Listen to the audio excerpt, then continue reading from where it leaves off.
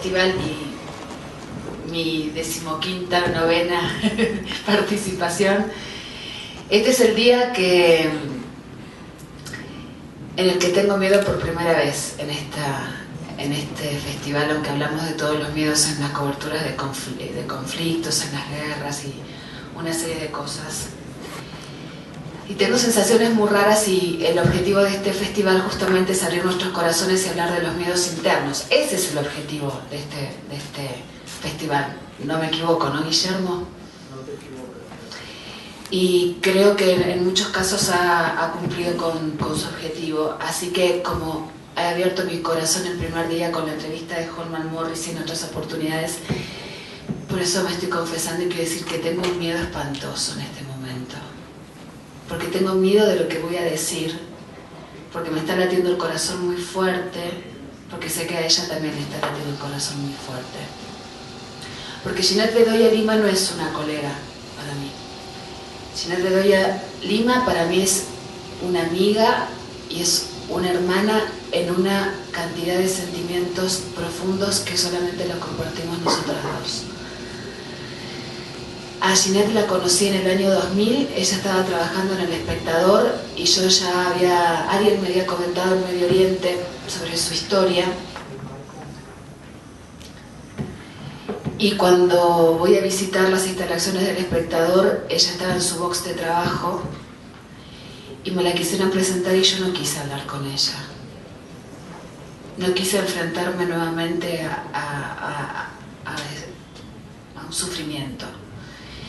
4 años después, en Cuba, en un encuentro de corresponsales de guerra, y son las personas que tienen que aparecer. Yo tenía que disertar sobre mujeres, mujeres y niños víctimas de la guerra en zonas de conflicto. Venía recién de Irak y la encuentro en primera fila. Y decido, que era la primera conferencia, sí, ¿no? Y la vi ahí 4 años después que nunca la había saludado y dije, esta conferencia se la dedico a Ginette Bedoya Lima. Y en recuerdo a todas las víctimas de la guerra y en todas las mujeres que sufren abusos en estas impiadosas guerras que vive la humanidad. Y a partir de ahí nos hicimos hermanas por muchas diferentes razones. Y sabemos una de las otras cosas que quizás muy pocos nos puedan comprender, y por eso tenemos lazos de sangre o de espíritu, y por eso tengo mucho miedo. Ustedes saben que esta gran mujer que trabaja de periodista, aunque el periodismo para ella es la forma de manifestar y de expresar muchísimos sentimientos, muchísimos anhelos, muchísimas ansias de justicia, no solamente para ella, porque ha tenido la delicadeza y también como parte del sufrimiento de esperar 10 años para hacer conocer públicamente este hecho, aunque todo el mundo lo conocía. Pero nuevamente estuvimos juntas en el 2009 en Madrid, cuando ella por primera vez a través de Oxfam Internacional daba a conocer este caso públicamente. Esta es una mujer maravillosa que el 25 de mayo del año 2000 sufrió, como tantas de nosotras y muchas de las que pueden estar aquí presentes, el abuso sexual. La han drogado, la han golpeado, la han dejado tirada en una ruta para que se muriera. Y ha tenido una de las valentías más grandes de las que coincidentemente hemos hablado en el año 2009, enfrentarse con sus victimarios. ¿Recordás, Ginette, cuando te dije uno es más valiente enfrentarse con los abusadores que estar abajo de un F-18 israelí? Entonces, yo no sé si le voy a poder hacer preguntas a mi querida hermana. Estoy acá más para contenerla, para cuidarla, para que no se sienta sola, para que nos cuidemos mutuamente, porque lamentablemente solo las mujeres que pasamos ciertas situaciones nos podemos entender. No te voy a hacer ninguna pregunta, Ginette, ahora. Quiero que hables, que te expreses, todo lo que quieras, que digas. Muy buenas tardes a todos y a todas. Es realmente un honor y un placer poder compartir este espacio con ustedes.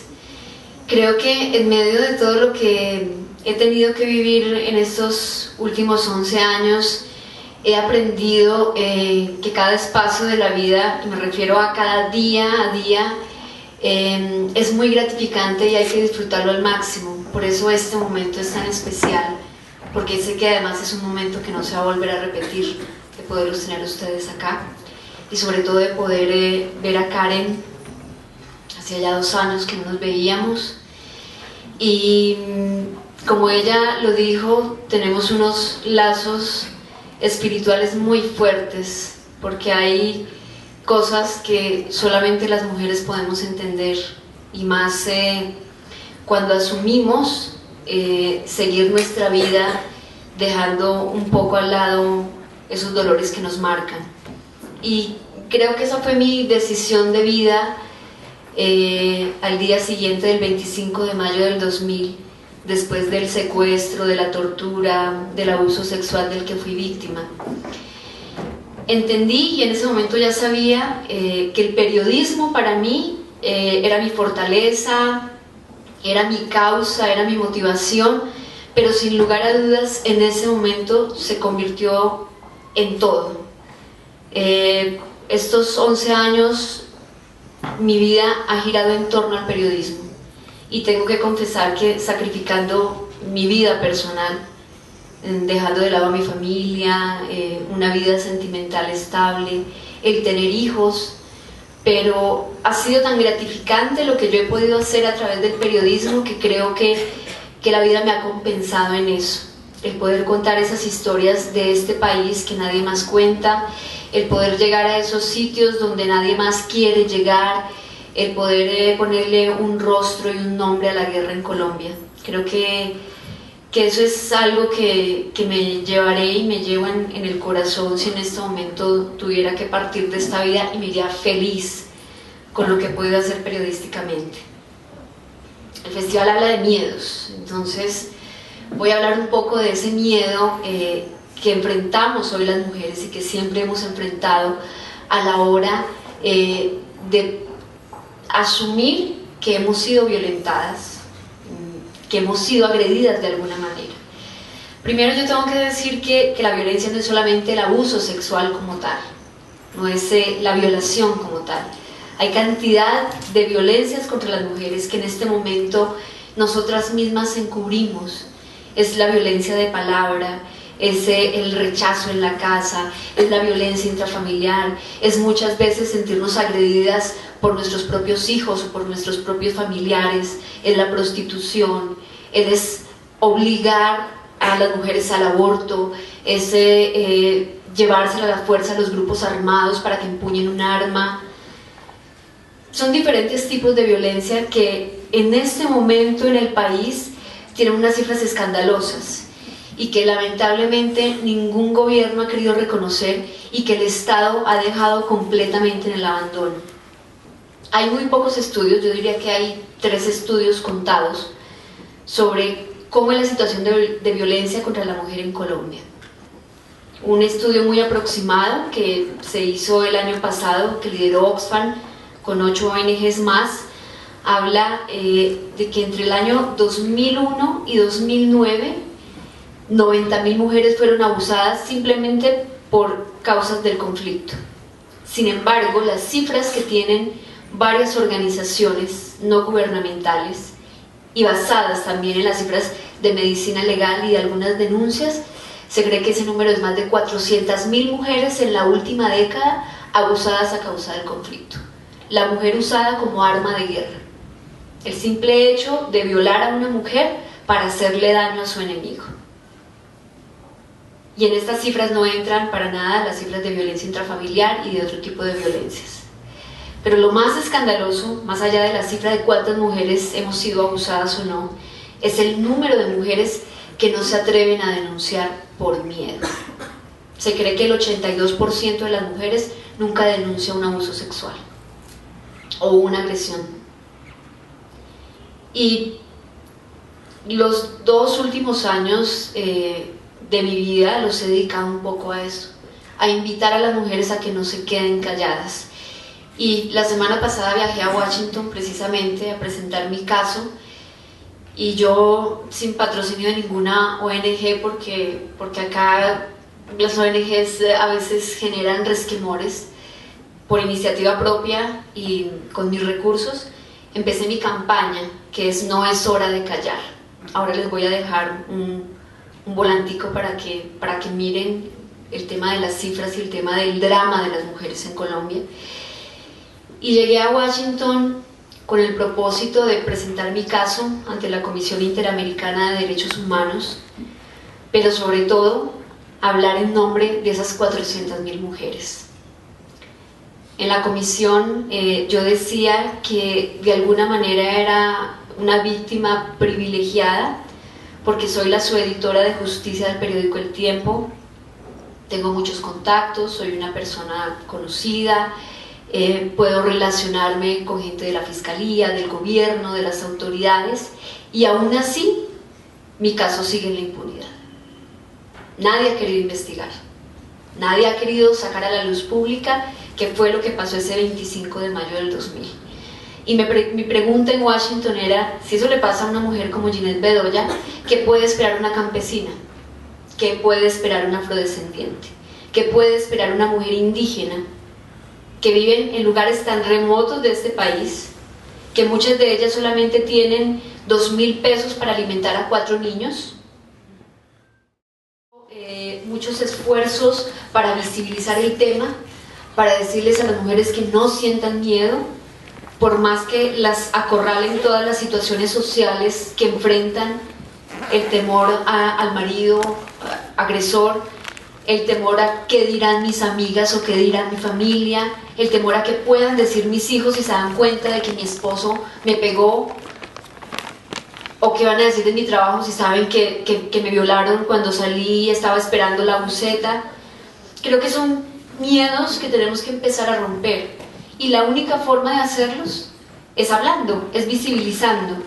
Por eso decidí hace 2 años dar la cara, salir y contar que a pesar del cargo que tenía y del hecho de ser periodista, había sido abusada por 3 paramilitares, había sido golpeada, había sido ultrajada, y creo que eso en muchos casos ha ayudado a muchas mujeres a que no sientan vergüenza.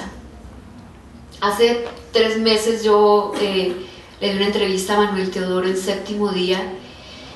Creo que esa fue la primera y la última que daré sobre todo eso, sobre los detalles de qué es sentirse abusado, sobre los miedos que se enfrentan, pero sobre todo sobre el coraje que nosotras debemos tener y la voluntad que debemos tener, primero para afrontar lo que nos pasó, pero segundo para tener la cabeza muy en alto, para no creer que por el hecho de haber sido violadas o haber sido agredidas somos menos que las demás, que por el hecho de haber sido agredidas somos las culpables porque nosotras nos lo buscamos, porque eso es lo que nos vende la sociedad todos los días. ¿Para qué se pone la falda cortica?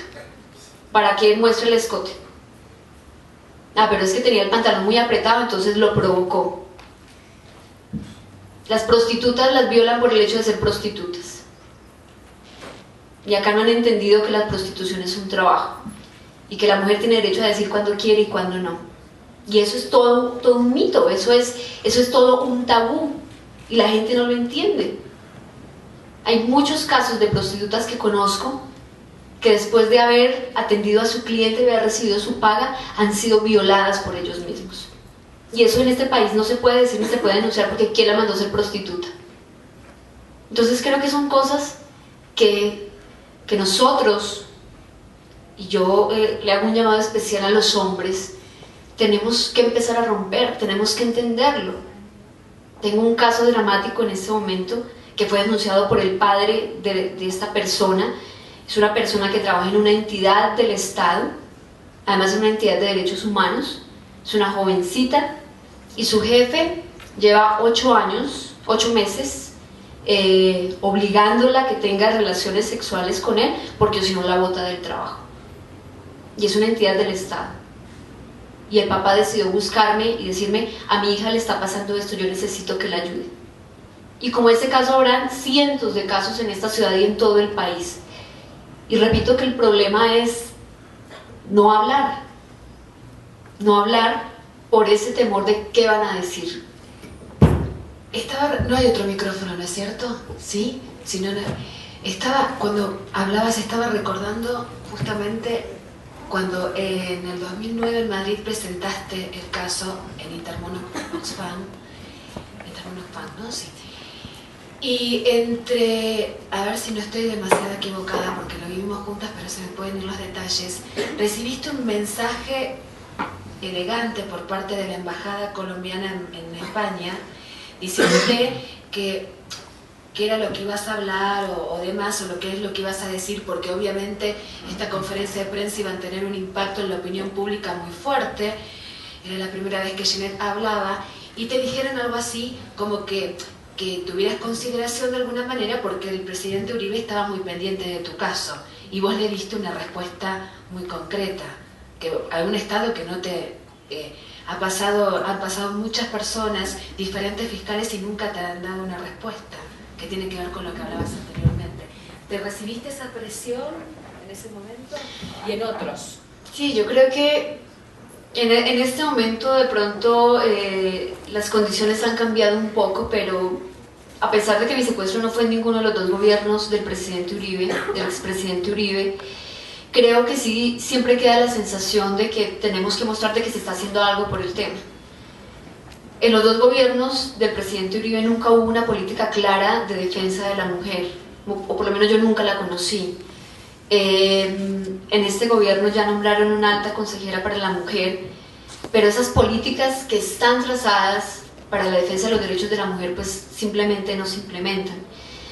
Y tuve un choque muy fuerte la semana pasada en Washington porque las víctimas nunca hablan en las audiencias de la Comisión Interamericana, y el propio secretario de la comisión pidió que yo hablara, y esto dejó al gobierno. No es lo mismo que hable, no sé, una víctima que viene por desplazamiento a que hable una víctima periodista, porque tal vez tiene muchos más argumentos de investigación para mostrar las cosas. Y yo tuve que decir que definitivamente el Estado se había olvidado de mi caso por 11 años, y tengo que decir que he recibido respaldo. Pero en ese momento, cuando llegué a España, la preocupación del gobierno no era si yo psicológicamente iba a estar bien a la hora de hablar, si iba a tener un acompañamiento, sino cómo iba a quedar el Estado frente a lo que yo dijera. Si el gobierno iba a quedar bien, iba a quedar mal con lo que yo dijera. Yo decía, frente a una mujer abusada, ¿qué hay que decir? ¿O qué hay que maquillar? ¿O qué no hay que decir? Y creo que, como lo he hecho en muchas oportunidades, saqué mucha fuerza para poder contar lo que estaba pasando en este momento y que sigue pasando ahora. Pero las mismas trabas para poder denunciar y para poder hablar, muchas veces la ponen las mismas autoridades o los mismos gobiernos. Y creo que en este momento tenemos la esperanza de que eso cambie. De que haya una campaña muy fuerte para invitar a las mujeres a denunciar.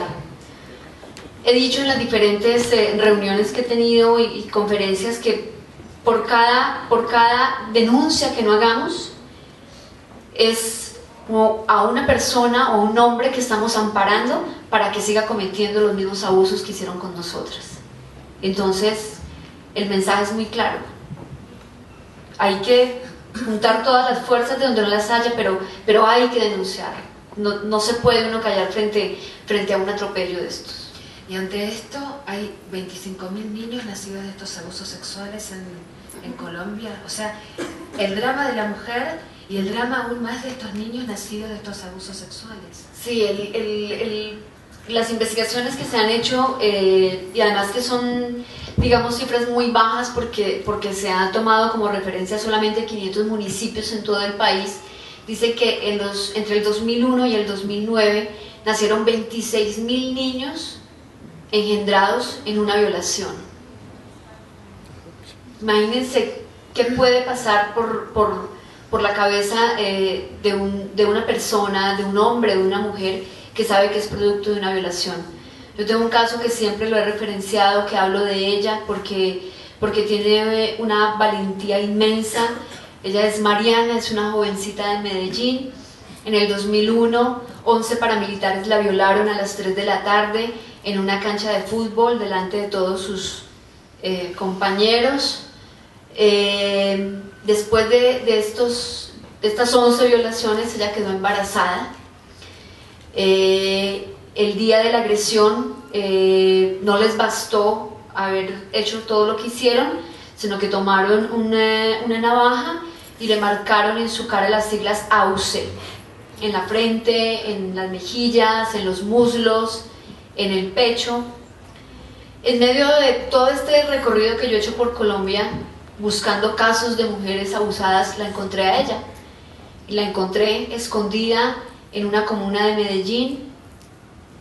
Yo le conté mi caso, por eso ella accedió a hablar conmigo y digamos que nos volvimos muy amigas en el dolor. Ella, cuando se enteró que estaba embarazada, decidió tener a su hijo. Y el niño hoy estudia en Medellín. Y ella no sale a la calle porque tiene su cara marcada. Cuando sale se la cubre toda, se pone un pasamontañas. Pero tomó la decisión de amor por sus creencias religiosas de no abortar. Y ella me decía, es muy triste saber que yo lucho por mi hijo, que tengo que trabajar, pero que no sé cuál de esos 11 hombres es el papá de mi hijo. Con la investigación que estás haciendo en Colombia y el aporte de otras ONGs y demás que están trabajando en el tema, como Intermon Oxfam, que ha tenido injerencia en esta investigación, de los actores del conflicto, sabemos que la violación es un arma de guerra, una de las peores armas de guerra utilizadas en todas las guerras, y lo vemos en todos los conflictos, y de la más impiadosa absolutamente, y la que deja huellas imborrables. ¿Qué actores del conflicto, o si son todos, o algunos, o aquellos más o menos, de este conflicto en Colombia, son los que han producido mayores abusos en las mujeres? En este momento, quiero decir que es uno de los medio logros de la Ley de Justicia y Paz. Se logró establecer cuán arbitrario, desgraciado e inhumano fue el accionar de los paramilitares en medio de sus incursiones. Y en todas las incursiones siempre cometieron abusos sexuales. Antes de matar a sus víctimas, violaban a las hijas, a las esposas o a las compañeras de los hombres delante de ellos y luego los asesinaban. En este momento hay 56.000 delitos confesados en Justicia y Paz y solo se han reconocido 86 violaciones. Sin embargo, los relatos dan cuenta de que en todas las incursiones paramilitares hubo violaciones. En el caso de la guerrilla, yo diría que es atroz lo que hacen con las niñas dentro de la guerrilla. Cuando las reclutan, las utilizan como esclavas sexuales, porque a mí el secuestro me ocurrió en el año 2000, pero durante 11 años he seguido amenazada, he seguido recibiendo intimidaciones, he seguido siendo perseguida y no he decidido salir de Colombia porque yo creo en este país y porque creo en mi trabajo y respeto mucho a las personas que se han ido al exilio, respeto a mis colegas que han tenido que salir y yo, y acá viene el tema del festival, yo decidí amarrar el miedo porque cada uno es dueño de sus miedos y muchos llega el momento en que dicen lo mejor es irme de Colombia porque me van a matar. Yo sabía y sé en este momento que posiblemente me van a matar, pero he decidido canalizar ese miedo para poder trabajar por esas personas que no van a encontrar justicia de ninguna manera. Yo sé que no voy a cambiar el país, puede que no logre la justicia para todas ellas, pero sí quiero dejar sentado un precedente y creo que eso vale la pena. Ayer alguien me hacía una pregunta en Twitter sobre el tema de salir del país, y yo le respondía que algunos todavía creemos que la opción es quedarnos aquí, hablar duro y poner la cara, pese que a eso nos cueste la vida. Y yo sí le he apostado eso, y Karen lo sabe de sobra. Y por eso decidimos ir a la comisión. La semana pasada los comisionados conocieron mi caso. Viene un proceso largo que es más o menos de 3 años para saber si la comisión lo admite o no y lo pasa a la corte, pero creo que si ya esperamos 11, 3 más será poco, y lo hacemos porque sabemos que en Colombia tal vez esa justicia nunca vaya a llegar, porque hay muchos intereses detrás de lo que le pasó a Ginette Rocha. Hablaba al principio de que creo que uno de los hechos más valientes que puede tener una mujer que ha sido abusada sexualmente o que ha sido violentada es enfrentarse con su victimario. Y de esto lo hablamos hace 2 años. Y considero que no solamente es una valentía, sino que uno tiene que exorcizar todos los miedos y las angustias, el terror de volverse a encontrar con esos seres humanos que han llevado la crueldad al extremo, ¿no? Y esto te sucedió hace 2 meses, un llamado telefónico a tu oficina, a tu lugar de trabajo, y enfrentarte con un señor que ha sido partícipe de esta aberración espantosa de la que todavía no tenemos justicia, ni por Ginette ni por las otras 400.000 mujeres colombianas abusadas sexualmente. ¿Qué sentiste, Ginette? ¿Cómo lo manejaste? ¿Cómo manejaste el miedo, la angustia, el dolor? Porque ese, yo sé que es el acto más valiente que tiene una mujer que ha sido abusada. No hay algo más grande que eso. Quiero confesarles que estos 2 últimos meses tal vez han sido los peores meses de mi vida, porque es acostarse una noche y a la mañana siguiente despertar y encontrarse con el pasado. Y creo que en ese momento a uno le fallan todas las fuerzas. Le falla la valentía, le falla la voluntad, le falla la fortaleza, le falla la fe. Y cuando yo recibo la llamada de este hombre, que fue el mismo hombre que hace 11 años me llamó y me puso la cita para que me secuestraran, la primera reacción fue de rabia, de decir, ¿por qué 11 años después me llaman? Y le dije, ¿usted sabe que yo llevo esperando esta llamada 11 años? Y me dijo, yo sé que en este tiempo usted ha sufrido mucho y yo, como me voy a sentar en justicia y paz, yo quiero que usted esté tranquila. Y yo decía, esto son bofetadas. Y aún así, le dije, está bien, le voy a cumplir la cita. Y 12 años después se cumplió esa cita, que ese 25 de mayo no se pudo concretar. Es toda una película porque además viene la ley de Murphy, por todos lados aparece. Esa mañana que yo decidí ir a Bucaramanga, a la cárcel, tomamos un vuelo de Avianca, me fui con un reportero gráfico, y cuando el avión ya estaba por aterrizar en el aeropuerto de Palo Negro, se paró una nube en el aeropuerto y el piloto dice, regresamos a Bogotá, y nos devolvimos.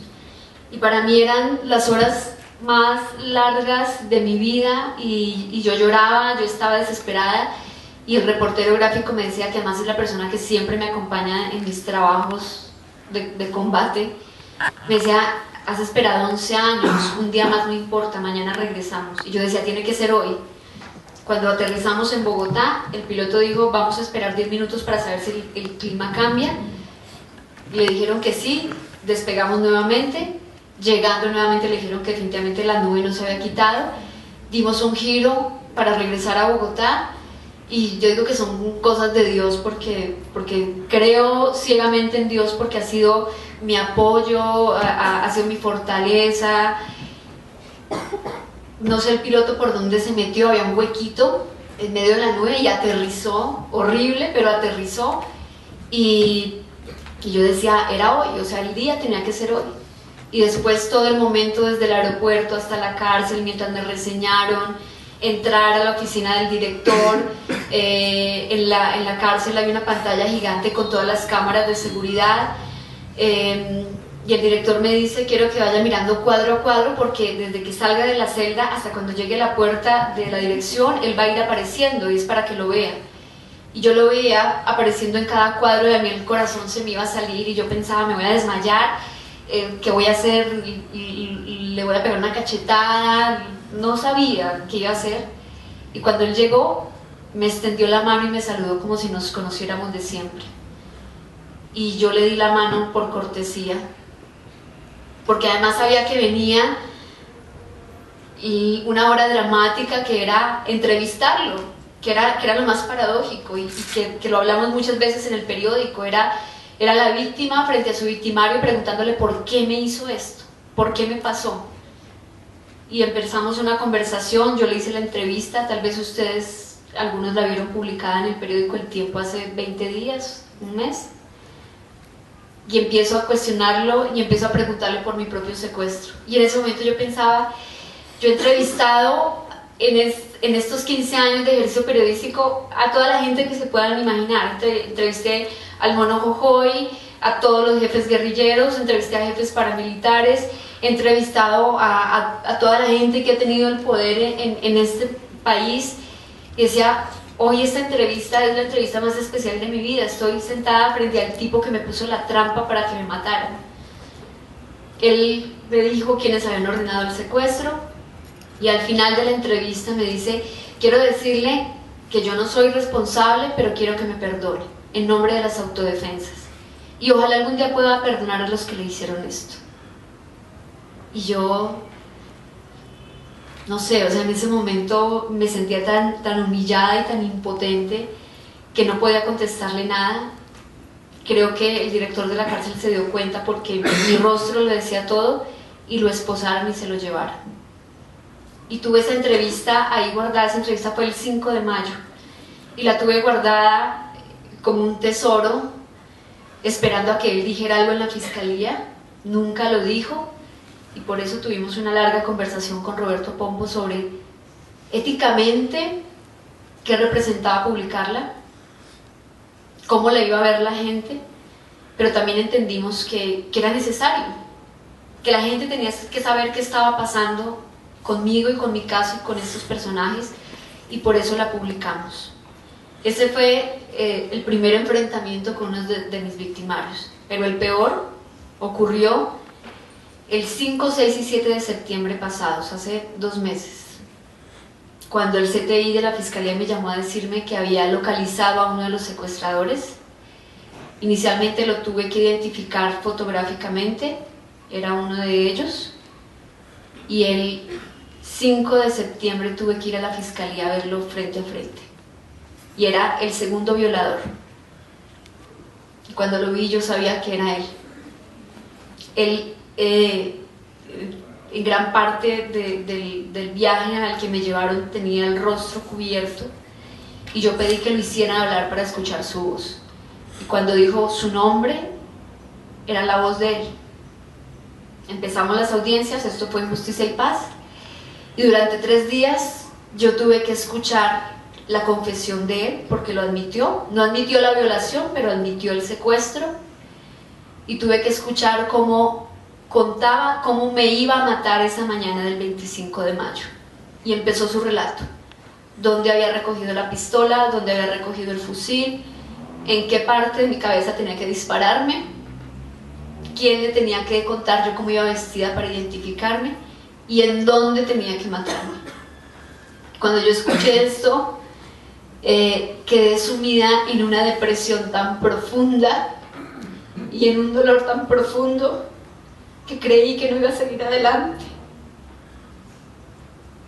Pero esas mujeres por las que yo he hablado en todo este tiempo, mi trabajo, mi puesto de redactora en El Tiempo, me dieron la fuerza suficiente, y por eso estoy aquí con ustedes, porque creo que vale la pena seguir adelante.